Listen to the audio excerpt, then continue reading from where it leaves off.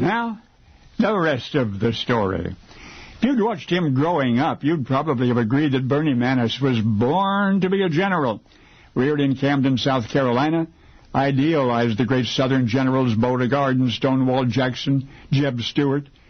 Robert E. Lee was the boy's favorite. His dad often quoted Lee, "Do your duty in all things. You could not do more. You could not wish to do less."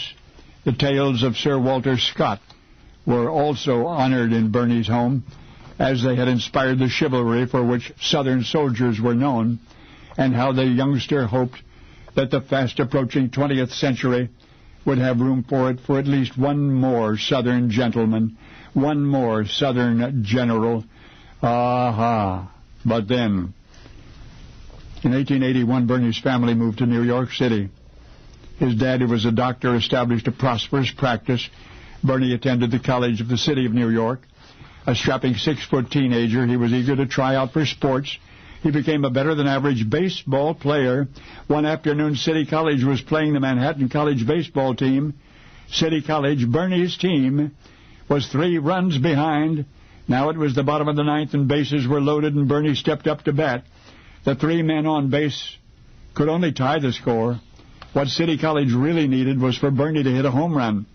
So the young man's teammates cheered wildly, chanting his affectionately facetious nickname, Home Run Shorty. Home Run Shorty, home run. The 6-foot batter for City College stood poised at the plate as the Manhattan pitcher wound up. Bernie swung at the first pitch.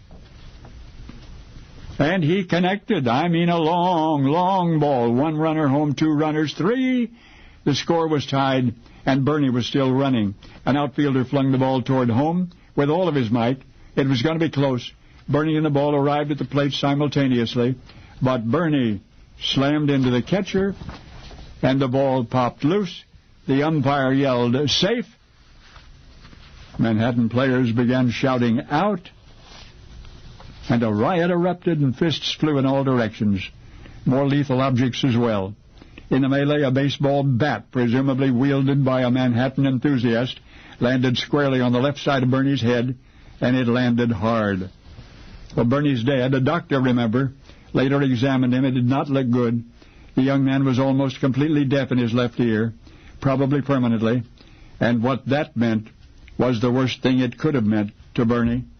His dreams of West Point, of becoming a gallant Southern general, were over. Of course, the military would continue to fascinate Bernie all his life, but that which he considered a heartbreaking setback was to send him further than any military career might then have done. You see, great generals would one day seek his advice, presidents and prime ministers as well, because Bernie's costly college home run and subsequent career detour led him to Wall Street, to multi-millions dollars. That's right, the general who never was became the fabulous financier, the elder statesman that the world remembers as Bernard Manus Baruch. Bernie Baruch? Bernie Baruch. Only now you know the rest of the story.